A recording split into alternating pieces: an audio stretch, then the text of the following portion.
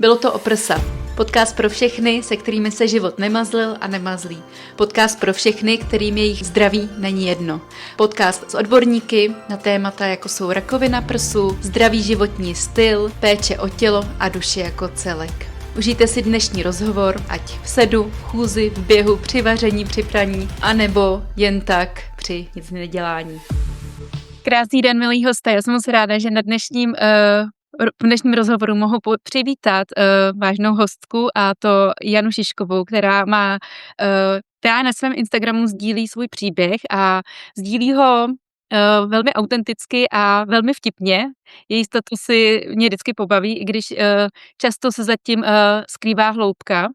A na svém Instagramu se taky snaží šířit prevenci rakoviny prsu, a to hlavně formou tím, že připomíná, jak je důležitý vlastně si provádět pravidelné samovyšetření. Jani, já bych tě chtěla poprosit, jestli by ses nějak dopředstavovala, já ti víc představovat nebudu, protože si budeme povídat o tvém příběhu, ale jestli by si chtěla, aby něco zaznělo v tomto medailonku úvodním, co by měli ženy, posluchači slyšet. Asi nie v podstate, keď sa k tomu vrátime, respektíve keď sa to aj tak rozvinie, tak v podstate to bude odhalené, alebo ako by som, takže... Super, tak jo, tak jdeme na to. Janě, já bych se chtěla zeptat, ty jsi teda onemocnila nebo jsi odhalila rakovinu v roce 2020. Mhm. Našla. A mě by zajímalo, jak jsi se vlastně na to přišla, taková jako odpalovací otázka, protože jestli jsi prováděla samovyšetření, nebo to byla náhoda, nebo si chodila na prevence, jak se to celé událo? No, všeobecne na prevenciu samozrejme som chodievala aj k rôznym lekárom, nielen ku gynekologovi, ale napríklad ten rok predtým, než som si našla tú rakovinu, vlastne som potom spätne prišla na to, že som nebola na prevencii, keďže som nemala žiadne problémy z tejto sféry, a vlastne ja som mala problémy dlhodobo s chrbticou a podstúpila som operáciu chrbtice, čiže vlastne ja som bola po operácii chrbtice možno tak 3/4 roka, keď som si našla tento nádor, čiže ja som primárne ako keby fokusovala vtedy to zdravie týmto smerom. Ale nič to nemení na tom, že nerobila som si tie samovyšetrenie prsníka, a to je vlastne aj ten dôvod, prečo ja tú osvetu o tom šírim, pretože teraz spätne za tie roky som sa dozvedela, ako je to dôležité, a zároveň, že nie je príznakom rakoviny prsníka iba hrčka, ale sú to aj iné príznaky, ktoré ja už som vlastne mala niekoľko mesiacov predtým, než som si nahmatala hrčku. A pri nejakom agresívnejšom type nádore tých niekoľko mesiacov môže byť dosť rozhodujúcich, a vlastne ja som teda úplne náhodou pri skúšaní mikiny, to bola vlastne tá prvá fáza, ten úplne prvý lockdown, ktorý bol v našej krajine, apríl 2020, a vlastne objednala som si mikinu, lebo som mala národky, že si urobím radosť, a vlastne ako som si ju skúšala, že aký to je super materiál, a proste tak som sa v nej predvádzala, ako by som povedala, tak vlastne v rámci toho som si nahmatala hrčku. Mm-hmm. A měla jsi nějaký, teda jsi říkala, že jsi nějaký příznaky už jako zpětně teď víš, že si něco možná měla. Co to bylo? Nebo jak se cítila jako předtím? Ja, akože cítila som sa strašne, ale to neviem, či úplne môžem pripisovať tým, že ja som fakt mala náročné obdobie, aj akože v súkromnom živote, aj v zdravotnom, čo sa týka toho chrbta. Ja som od narodenia dcery mala extrémne problémy s chrbticou, a vlastne až to vyústilo do toho, že mi operovali platničku. A ja som sa cítila extrémne vyčerpaná, ale hovorím, ja som bola aj po operácii chrbta, takže to mohlo kľudne byť aj s tým. Ale čo sa týka rakoviny prsníka, ja som v januári bola na lyžovačke, teda iba ako pozorovateľ s dcérkou a s dedom, vlastne s takou veľkou partiou, a tam som si vlastne všimla, to bolo pár mesiacov teda predtým, som si všimla večer proste pod tým osvetlením toho hotela, jak vlastne úplne inak tam svietilo svetlo v kúpeľni, keď som sa umývala a prezliekala, že mám niečo na prsníku, a neviem to úplne pomenovať, že ako by som to... Ja som totiž to mala strie aj na tom prsníku, aj teda mám strie na tele, ale oni boli také zvláštne, že ako keby niektoré vtiahnuté, niektoré vystúpené, že proste tá pokožka tam bola taká nerovná. Možno by som povedala, že by som to teraz medzi tie príznaky zaradila možno medzi nejaké to priehlbinky alebo niečo také. A vlastne potom ja som to najprv videla jeden deň a som si povedala, že čo to je, ale myslela som si, že to je len otlačené od nejakej podprsenky tesnej, hej. Potom som to videla ďalší deň a proste stále som si myslela, však jasne nosím tú podprsenku, akože hovorím, mne to ani nenapadlo, že ja som mala vtedy 38 rokov, hej, takže mne to ani nenapadlo, že mňa by sa to nejakým spôsobom mohlo týkať rakovina prsníka. No a potom vlastne som prišla na to, hneď keď som si nahmatala tú hrčku a povedali mi, teda mne okamžite povedali hneď na prvom vyšetrení, že je to teda rakovina na 99%, tak vlastne ja som si hneď spätne spojila, že to je presne to miesto, kde ja vlastne som mala ten nádor a teraz spätne som sa teda dozvedela, že tam pravdepodobne prichádzalo k tomu, že ten nádor vťahoval tú pokožku dovnútra. Ten nádor už bol pomerne veľký, mal už 2-3 cm a hlavne mala som už aj uzliny napadnuté v tom čase. Že... No a když jsi nahmatala teda tu bulku, co si pak dělala hnedka potom bezprostředně? Išla som k takému prsníkovému lekárovi, alebo ako to pomenovať, taký, ktorý viem, že vlastne vyšetruje tie prsníky v prípade, že si žena niečo nájde. Neviem, aké sú teraz, sú už trošku inak nastavené tieto procesy, toto predsa bolo pred 5 rokmi a už sme sa trošku niekde posunuli, teraz sú špeciálne také pracoviska, kde sa dá ísť s príznakom a podobne, ale teda ja som vtedy postupovala takto, no a ten mi hneď vlastne povedal, že urobil mi sono a povedal, že že to je rakovina. Takže a ja som tam išla akože s tým, že vedela som, že rakovina je jedna z alternatív, ale ja som ako keby úplne sa nejak nebála. Mne to len tak medzi tými alternatívami napadlo, lebo ja som si proste myslela, že sa ma to netýka. Takže... A on ti, ten doktor, řekl hnedka jako po tom ultrazvuku. A pak tě poslal, předpokládám, ještě na biopsii, jenom aby to potvrdilo.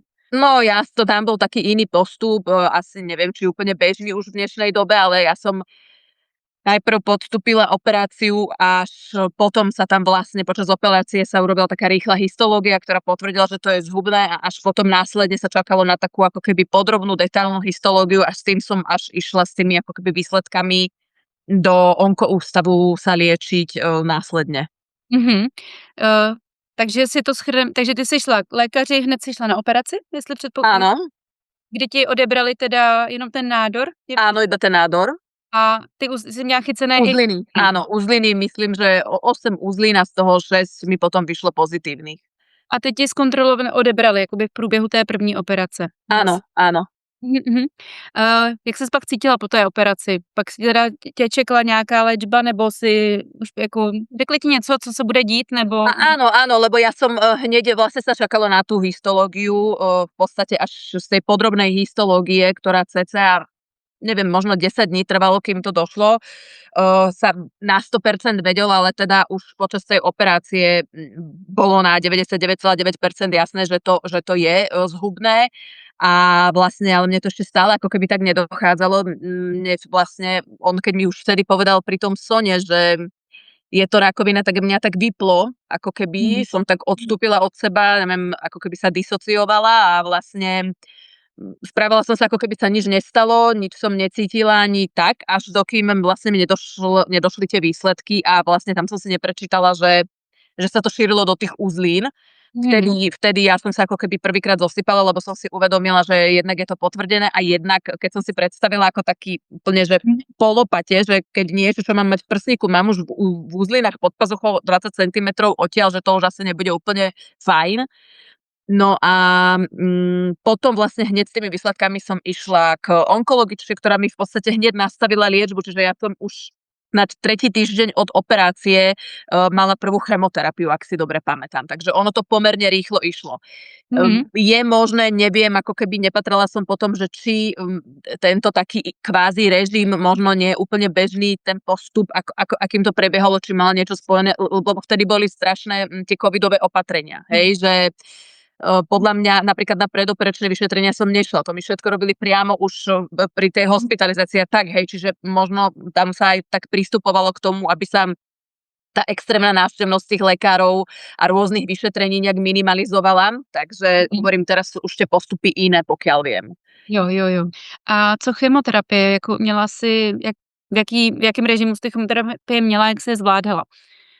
Ja mám teda HER2 pozitívny typ nádoru, bola som v 3. štádiu diagnostikovaná a vlastne nehormonálny, takže ja som mala 8 chemoterapií, 4 som mala tie červené, ktoré holič, hej, to volajú, ktorých mi vypadali vlasy a podobne.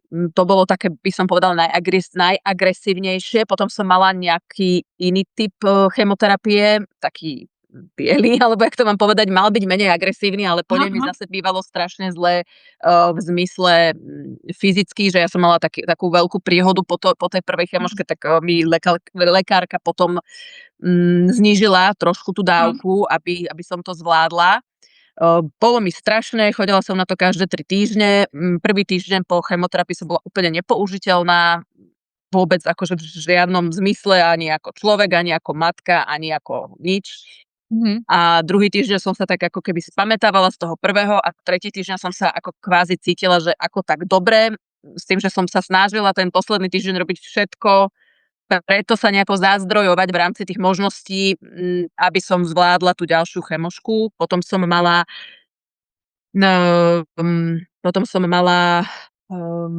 radioterapiu. To bolo 30 ožiarov. To niekoľko týždňov trvalo, dosť to bolo zdĺhavé, hlavne tým, že sa tam každý deň na to muselo chodiť. A ešte počas tej druhej chemoterapie vlastne pridali k tomu môjmu typu nádoru takzvanú tú cielenú liečbu alebo biologickú liečbu, takú špeciálne liečivo, ktoré je pre tento typ nádoru, ktorý mám, a to boli vlastne také injekcie a tie som dostávala v podstate ešte rok, hej. Takže ja som oficiálne po roku, vlastne v júli 2021 ukončila liečbu. Já se ještě zeptám na ty chemoterapie, ty máš teda dceru, jak jsi zvládala vlastně ten režim s dcerou a ještě se zeptám, jaký jsi měla zaměstnání, nebo jestli jsi zůstávala v práci, nebo jsi šla na nemocenskou, jak to, jakoby ten běžný život, jak si tam jako zavzala? No, s dcerou to bolo veľmi náročné, tým, že ja som fakt ten prvý týždeň bola nepoužiteľná, ten prvý týždeň ona bývala u tatína. Tým, že my nežijeme spolu, hej, takže tam aspoň takýmto spôsobom sa to dalo, potom to bolo náročnejšie, lebo tým, že keď s ňou žijem sama, tak ja síce mám nejakú podporu v zmysle, že niekto mi ju zoberá, alebo že sa o ňu stará tatino, ale vlastne keď som sama, som s ňou sama a musím to všetko vykryť iba ja. Takže to bolo veľmi náročné obdobie. Ja som potom začala chodiť aj na terapie, lebo som vlastne začala vnímať, že sa aj veľmi vzdialujem, že proste ja som potrebovala priestor na to, aby som sa ja liečila a aj keď to dieťa je ako motivácia a chcem to robiť aj pre ňu a všetko, ale zároveň ja sa potrebujem primárne vtedy postarať o seba a nemám ten priestor ani vôľu sa starať o ňu vtedy. To bolo pre mňa asi najťažšie na tom celom si priznať, že nemám tú vôľu a že úprimne som mala momenty, keď som si povedala, že ja proste teraz chcem byť sama, nie sa teraz starať o dieťa, lebo ja neviem ani vstať z postele, ja proste potrebujem teraz ležať a to dieťa ma nemôže vidieť v týchto stavoch non-stop, hej, že proste takže toto bolo veľmi náročné. A ako keď sa to dalo, tak mi pomáhali aj iní členové rodiny, samozrejme, ale hovorím, tam boli tie obdobia za ten rok, keď sa nedalo, nemohli ma navštevovať kamarátky alebo podobne, pretože tam bol ten COVID, bolo riziko, ja som bola imunokompromitovaný pacient, hej, takže pomáhali mi, že mi robili nákupy, že mi nosili zavarené jedlo pred dvere a podobne, to hej, ale tam ten fyzický kontakt mne veľmi chýbal s tými ostatnými ľuďmi. A ještě se zeptám, jak byla stará dcera v té době a jak si jí to řekla? 4 roky. A řešila si to s ní nějak, nebo si prostě... Neriešila som ako keby tú rakovinu, lebo to ona nevedela vôbec uchopiť, čo je, ktoré ochorenie sa ako volá a tak, ale povedala som jej, že som mala hrčku v prsníku, objednala som si parochňu, takže ona videla, že tu mám nejakú parochňu, tak som jej povedala, že to budem nosiť, pretože tie lieky, ktoré beriem, že mi vypadnú vlasy. Lenže potom ja som vlastne zistila, keď mi vypadli vlasy, že ja nemôžem nosiť tú parochňu, lebo ja som sa s tým nevedela stotožniť, jednak mi to vadilo, mňa tá pokožka hlavy veľmi bolela, bolo mi to celé nepríjemné a vlastne ja som prešla pár hodín bez parochne, potom jeden deň, ďalší deň a zistila som, že proste ja nemôžem mať tú parochňu. No a ona sa ma raz opýtala, že teda prečo ju nenosím, keď ju tu máme, a som povedala, že ja sa tak necítim byť svoja, že ja sa cítim lepšie takto. Ona povedala OK, už sa ma potom nikdy na to nepýtala. Takže v podstate som jej to ako keby vysvetľovala tak situačne podľa najčastejšie, keď ona tú tému nejako priniesla. Hej, Jo. tak zľahka som sa ako keby snažila. Nebolo to, že teraz si sadneme a budeme jej rozprávať tak, aby som jej nepriviedla úzkosti. Niektoré veci proste potrebovali byť vysvetlené, najmä to, že na tej verejnosti, keď som nemala vlasy a tak sme sa stretávali s rôznymi reakciami.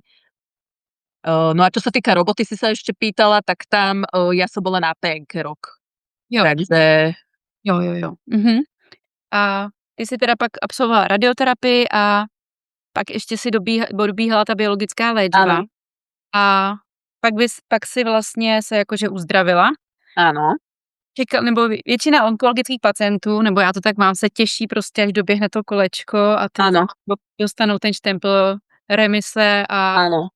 Choďte do Teď dám ten kúpeľov. kámen ze srdce a jdeme žít, hurá. Hej. Ono se to většinou neděje a mě by zajímalo, jak jsi to měla ty.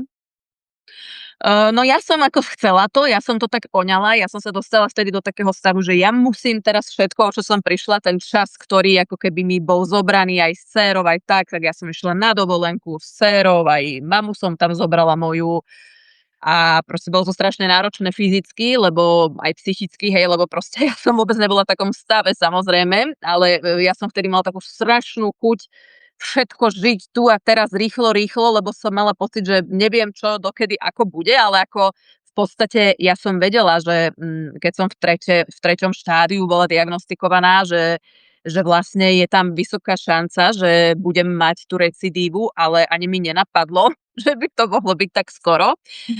Takže v podstate ja som si v júli som skončila tú liečbu koncom júla. A v auguste, koncom augusta, už v podstate na tej dovolenke, ktorá som bola ešte niekde v polovici augusta, som si ako keby už nahmatala niečo také zvláštne na tom istom prsníku pod bradavkou, ale ešte som ako keby nevedela, že mne nenapadlo tým, že to už som si robila samovyšetrenie samozrejme a vlastne ako som si robila to vyšetrenie, tá bradavka sa tak stiahla, hej, a vlastne ten dvorec okolo tej bradavky bol taký tvrdší, takže ja som to pripisovala tomu, ale potom som koncom toho augusta pri prezliekaní si našla tuto pod tým prsníkom operovaným takú vystúpenú žilu, ktorou som vlastne išla riešiť, že čo to je, lebo som to nikdy nemala. V podstate do dnešného dňa neviem, čo to bolo, nikto to nestretol sa s tým, ani moja onkologička. A išla som vlastne znova za tým prsníkovým lekárom, že či to nemôže mať nejaký súvis a tak. A on ma poslal na sono, robili mi sono a keď mi prechádzali cez to miesto, kde som si ja nahmatala na tej bradavke niečo, tak ma to tam aj zabolelo. To samozrejme sa pripisovalo tomu, že to je po operácii, že je ožarovaný ten prsník a tak. A liečili to pôvodne ako, že by to mohol byť absces alebo niečo také, že je tam nejaká hrčka. No ale už potom, keď mi robili kontrolné sono, po 2 týždňoch sa tam ako keby veľmi veci nemenili, tak ja som už aj vlastne o tom všetkom informovala onkologičku. Ona mi povedala, že pre istotu, toto bolo v auguste, toto už bolo začiatkom septembra, ona mi prehodila z oktobrovej tej pravidelnej kontroly tú kontrolu, ako keby sa posunuli mi ju skôr a teda začiatkom septembra mi povedal po neviem, či aj mamografiu mi vtedy robili a sono mi určite robili a on mi teda povedal, že to vyzerá na recidívu. Tam priamo už na onkológii ten radiológ. Ja som povedala, že pán doktor, ale to sa mýlite, však ja som pred mesiacom skončila liečbou, že áno, ja viem, že ja som to kontrolovala niekoľkokrát a ja som ešte bola v podstate aj v marci, lebo ja som vtedy chodila, tuším, tak často na tie kontroly, tak ja som vlastne, on mi hovoril, že on si pozeral tie nálezy, že tam nič nebolo. Takže tak. Ještě se ptám, v Čechách je, že po ukončení léčby jde takový kolečko sono, mamograf, scintigrafie kostí. Děje se to i na Slovensku, nebo jak byl COVID? Ono, neviem, či to vy máte tak, ale a podľa mňa nie je to asi automaticky pri každom type nádora je asi nejaký iný ten protokol nastavený, hej, že iná tá intenzita tých vyšetrení a tak. Takže áno, bolo to. Ja som chodievala vtedy presne v tom marci som mala takú tú, ja to volám, že veľká kontrola. Jo. Hej, že mala som mamo, mala som sono, na krv som vlastne chodievala každý mesiac tým, že som brala ešte tú biologickú liečbu. Tú krv som mala vlastne celý čas aj počas tej recidívy v poriadku. Jo. Aspoň neviem, ani som nejak nedohľadala, že by som tam mala nejaké zvýšené markery alebo niečo. A vlastne mala som čisté. A ja ešte chodím na sono brucha kvôli metastázam možným na pečení.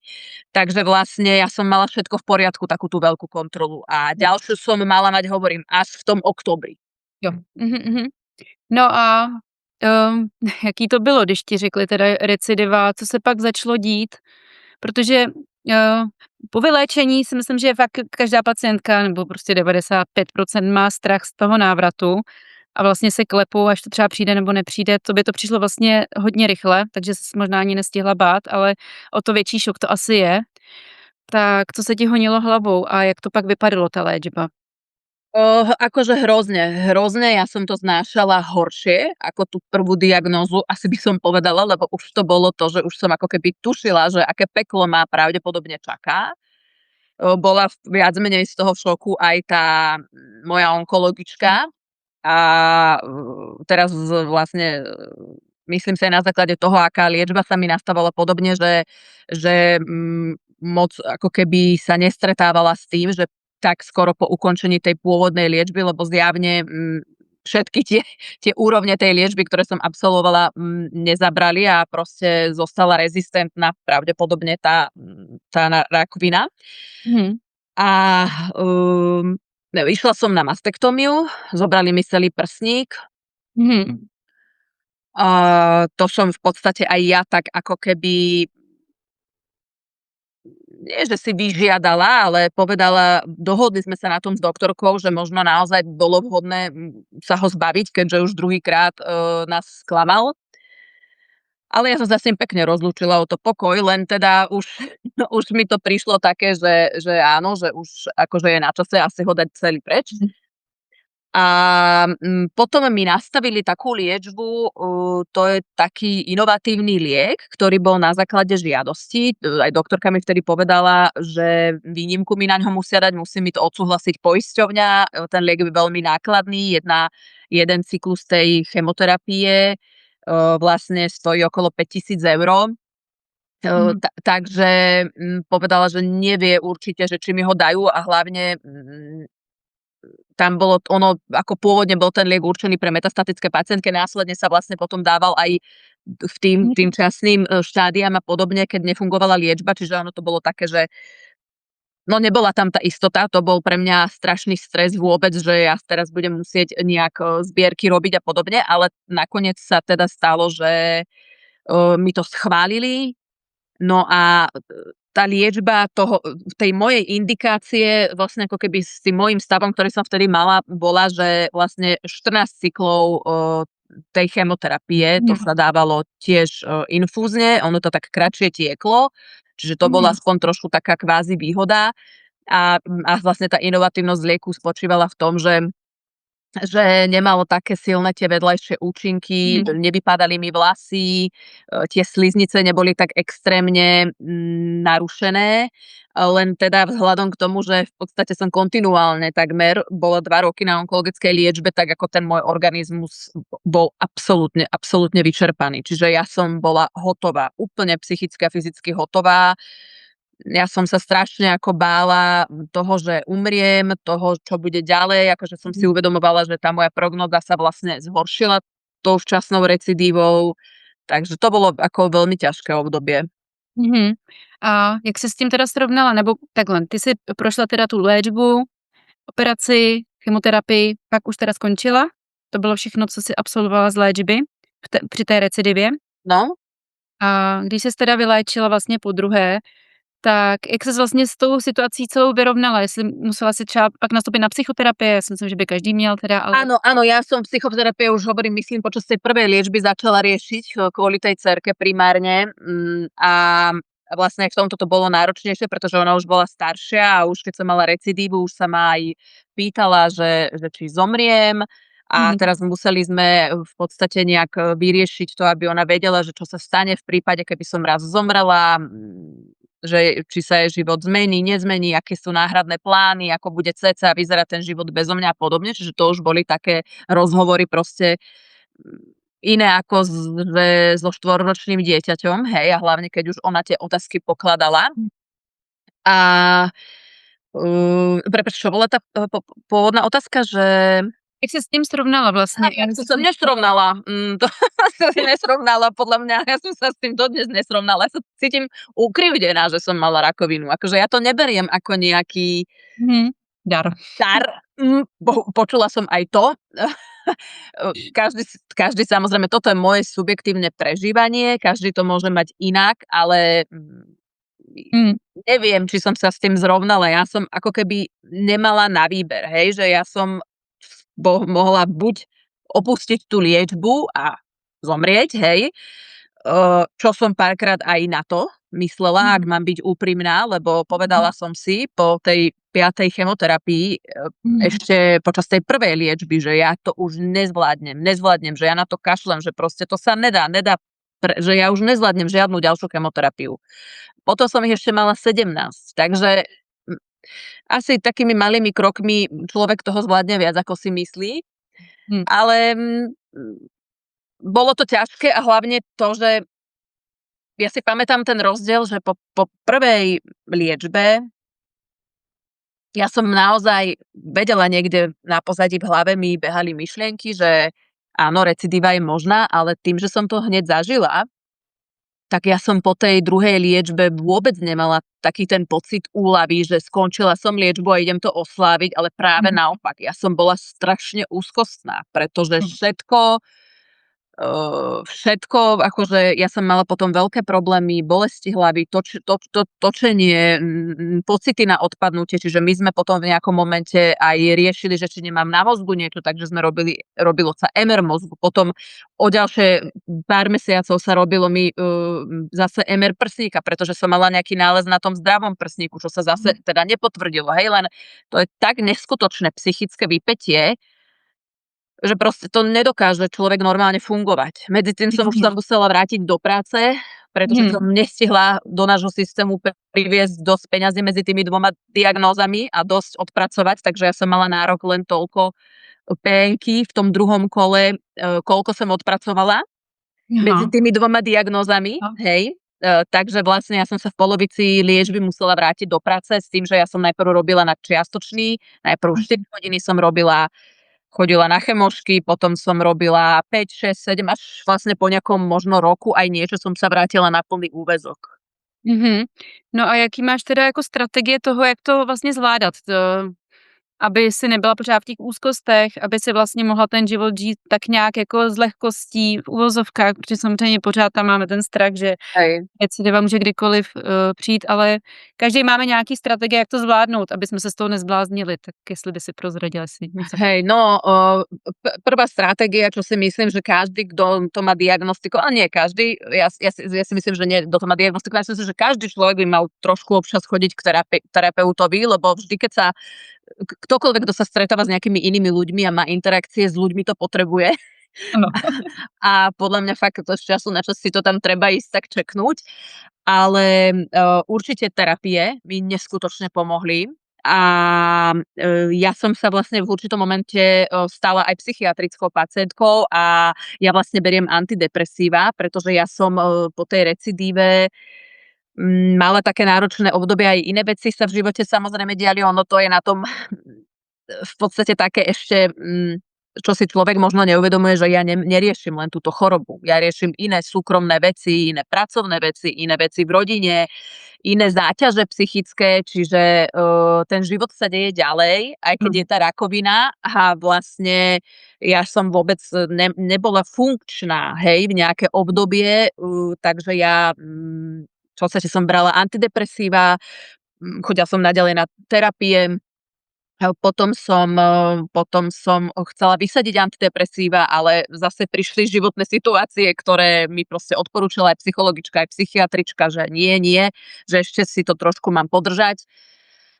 Takže aby som proste mohla fungovať, aby som mohla byť aspoň mama nejakým spôsobom a podobne, zamestnanec, pretože to všetko, tá liečba, tá dlhá liečba, to zaťaženie organizmu má na všetko vplyv. A na mňa, na ľudí okolo mňa, na celú rodinu, hej. Čiže to má brutálny zásah do života mňa a všetkých naokolo. Mhm. Takže a ešte teda môj zvládací mechanizmus je ten humor.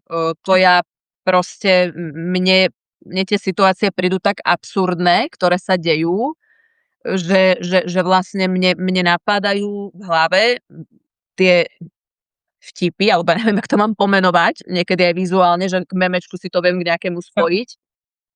A proste to je môj spôsob a potom o tom píšem, hej. No, akože verím, že sa to, že sa to dobre číta, ale tak trošku ťažšie sa to žije. Jasně. No a teď já bych se odklonila, to jsme se bavili o té psychice vlastně k tomu tvému tělu a jak se cítíš v těle a hlavně vlastně ty máš po jednostranný mastektomii, tak se první zeptám, jestli jsi uvažovala nad plastikou nebo jak se k tomuhle tématu stavíš.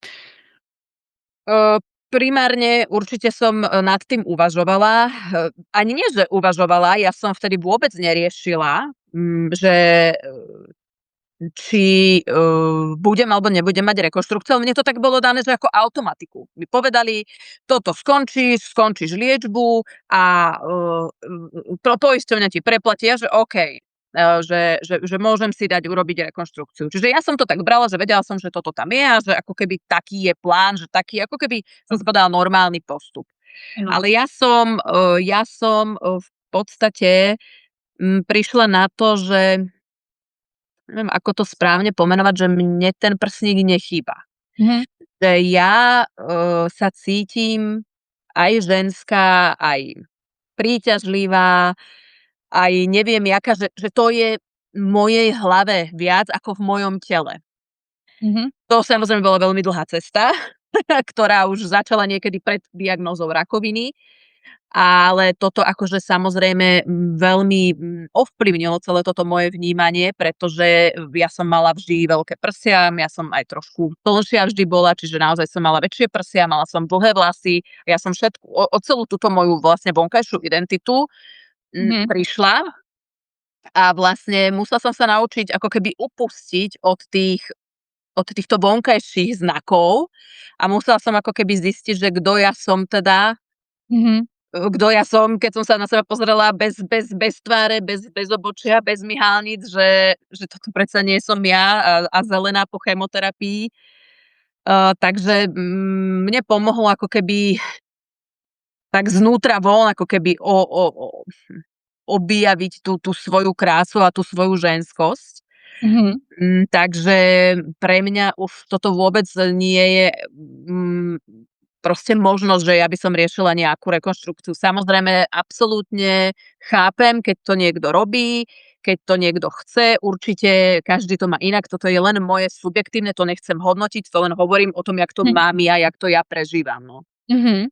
A já se zeptám, jak se vlastně cítíš v tom těle jako fyzicky, jestli máš nějaký třeba potíže jakoby skrz tu jednostrannou mastektomii nebo jizvy a jestli ti třeba řekli, jak se o sebe starat, jakoby, nebo ty jizvy a o to tělo, aby si byla jako v pohodě.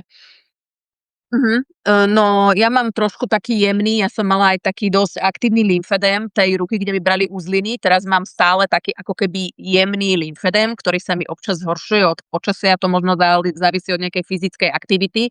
Mne ale to možno neviem, že či to tak všade je, ale teda mne neodporúčili, že by som napríklad mala chodiť na lymfodrenáž a podobne, tým, že som mala tie uzliny pozitívne, neviem, sú na to rôzne názory. Takže napríklad toto vnímam ako niečo také obmedzujúce. Potom ja mám s telom najväčší môj problém, ktorý riešim, že vlastne napriek tomu, že nemala som tú hormonálnu liečbu, tak mne proste samozrejme vypadla menštruácia na hrozne dlho, takmer na 10 mesiacov, potom sa mi vrátila, potom som dostala ďalšiu liečbu zase a teraz mám vlastne veľké problémy s tou menštruáciou a som ako keby hormonálne by som to nazvala v nejakej perimenopauze a z toho som napríklad za posledného rok extrémne pribrala a to je niečo, čo mňa trápi, pretože ja to, že nemám vlasy alebo to, že nemám prsník, beriem, že ako keby tam nie je tá iná alternatíva, to je takéto, čo musím strpieť alebo zvyknúť si a nejak sa s tým vysporiadať, lenže toto je také, že mi to príde ako také pridružené, čo vlastne možno by som mohla ovplyvniť, keby sa viac hýbem, lenže jednak nevládzem, jednak mám šialenú chuť na sladkosti a tak, že na veci, že do veľkej miery je to aj mojou psychikou, že musím si ja nejak upraviť ten môj vzťah s jedlom a podobne, ale do veľkej miery je to aj tým, že ja proste nemám tie kapacity pracovať na tom fyzickom tak, ako by som si to predstavovala. Lebo ja sa aj po 3 rokoch v remisii cítim jak zbytý pes. Takže Ono to chce asi krok po kroku a já nevím, na mě působíš jako velice žensky a vlastně to z tebe vyzařuje, jo, že vlastně není důležitý, jak vypadáme zevnějšku, ale vlastně jak se jako, vlastně to, co vyzařujeme, takže si myslím, že časem třeba to půjde a i kdyby ne, tak je důležité, jak se cítíme vlastně. No áno, určite. To má na to vplyv presne, že keď ja to v tej hlave naozaj úprimne som s tým vysporiadaná, tak napríklad hovorím, s tým prsníkom som vysporiadaná, ale s tým, že som teraz pribrala extrémne, že som pribrala na bruchu a tak s tým až tak vysporiadaná nie som a tam už napríklad aj cítim to, že aj nie som taká otvorená v tom ukazovať moje telo možno, alebo neviem, ak by som to povedala, čiže zase je to, akože je to, hovorím, je to komplikované, je to cesta a to moje telo sa neustále mení za tých 5 rokov, neustále a vlastne stále si na niečo nové musím zvyknúť, niečo nové prijať, takže v tomto je to podľa mňa veľmi náročné. Jo, s tím souhlasím. Ještě poslední otázka, Jani. Co by si vzkázala ženám, které jsou uprostřed léčby, nebo na začátku léčby a pak ženám, který jsou po léčbě a jsou jakoby v remisi, to je druhá. A třetí, co by si vzkázala ženám, zdravým ženám, který jsou v pohodě, jenom následujou a vlastně se snaží vlastně o sebe starat, aby zůstali zdraví, tak takový 3 vzkazy. No, ak môžem, začala by som tými zdravými ženami, že to samovyšetrenie je absolútne kruciálne. Poznať svoje prsia, ako vyzerajú a aké sú na pohmat. To je, ak niekto, samozrejme rakovinu prsníka napriek tomu môže žena dostať, aj muž, ale ona sa v nejakom momente prejaví a tie symptómy a tie príznaky sa budú zhoršovať. Čiže ak si ona pozná a sleduje každý mesiac pravidelne v tom istom čase, buď po menštruácii, alebo v nejakom dátume, keď ju nemá, hej, tú menštruáciu, tie prsia, tak skôr alebo neskôr príde na to, že sa niečo deje a že to nie je v poriadku a vtedy okamžite treba vlastne vyhľadať lekára. Hovorím, a to sú aj iné príznaky, nielen hrčky, ale aj na bradavke, na pokožke, uzliny, kľúčna kosť sú proste naozaj, ja mám o tom ako aj celé výbery a na Instagrame akože dosť veľa o tom, ak by niekto chcel vedieť toto podrobnejšie. Čiže to by som ženám povedala, chodiť na prevenciu, samozrejme, ale prevencia vieme, že je raz za rok, raz za 2 roky, podľa toho, v akom stave sme, hej, takže to poznanie toho vlastného tela je úplne významné a môže zmeniť vlastne aj to, ako intenzívna bude tá liečba, či pristúpi sa k operácii a podobne. Aká úspešná bude tá liečba, podobne. Takže to určite zdravým ženám poznať svoje prsníky. Ženám, ktoré už boli diagnostikované, by som asi povedala, že akokoľvek sa cítia, že je to v poriadku. Pretože ja som nevedela, že môžem byť aj nahnevaná, že mi môže vadiť, keď sa niekde vonku deti smejú a ja som nahnevaná, že ja teraz doma čučím a je mi strašne zlé. Je v poriadku plakať, je v poriadku kričať. Samozrejme, ak je to už tak intenzívne, tie negatívne emócie, alebo tieto ťažké emócie, že ten život ako keby nám znefunkčňujú, tak už ak to skôr nebolo, tak už je to naozaj čas vyhľadať pomoc terapeutickú odborníka, ale je dôležité vedieť to, že naozaj tie emócie aj nejaké to stráta nádeje nejaká prechodná a podobne, že to podľa mňa všetko, ja si myslím, hej, hovorím, to, čo si ja myslím, že to všetko podľa mňa patrí k tomu, že tá žena prechádza rôznymi etapami a štádiami, takže ako keby naučiť sa byť OK aj s tými a prijať aj tie negatívne emócie, pretože aj to nám svojím spôsobom niečo ukazuje a vie nás to nejakým spôsobom smerovať. Takže to asi až vyliečeným ženám neviem, lebo myslím si, že asi vyliečené ženy máme to podobne, že akokoľvek to máme vysporiadané, keď príde, predpokladám, a že aj akokoľvek dlho sme v remisii, keď príde nejaké pichnutie, nejaká dlhá bolesť, ktorá neodchádza, alebo nejaké tie kontroly pravidelné, tak predpokladám, že tam ten určitý stupeň tej nervozity ako keby prichádza vždy. Ale asi by som to isté odkázala, že pokiaľ, že je v poriadku mať tieto strachy, ale pokiaľ mi tie strachy vlastne spôsobujú to, že nemôžem ja funkčne existovať, nemôžem kvôli tým strachom robiť, som úzkostná, mám panické a také podobne, proste treba s tým pracovať. Hej? Ano. Asi niečo také. Přesně tak. Nenechat se ovládnout tím strachem, aby ti jakoby vlastně zkazil ten život, že jo? Áno, že všetko je to pochopiteľné, všetko je to na mieste, je to absolútne prirodzené, všetky tieto ťažké emócie, ale od určitej miery už keď naozaj vidím, že mi to bráni v prehlbovaní vzťahov, v blízkosti s inými ľuďmi, v komunikácii, jak ja som napríklad mala, že som sa vzdialovala s tou dcerou a podobne, tak to už naozaj by mal byť ten zdvihnutý prst, že tuto asi už potrebujem ja pomôcť, že asi už to sama nedávam. Skvělý. Já si myslím, že krásná tečka. Moc děkuji za tvůj čas a ďakujem veľmi pekne. Děkuji moc za doposlouchání do konce. Pokud se vám tato epizoda líbila, budu moc ráda za like, případně sdílení dál, ať tento podcast může pomoci co nejvíce lidem a ženám, ba právě s rakovinou prsu. Aby vám neutekl žádný další rozhovor, nezapomeňte dát odběr na YouTube kanále, Spotify nebo Apple Podcast. Pro další informace sledujte Instagram Prsa v háji nebo Tělo v cajku nebo oba dva.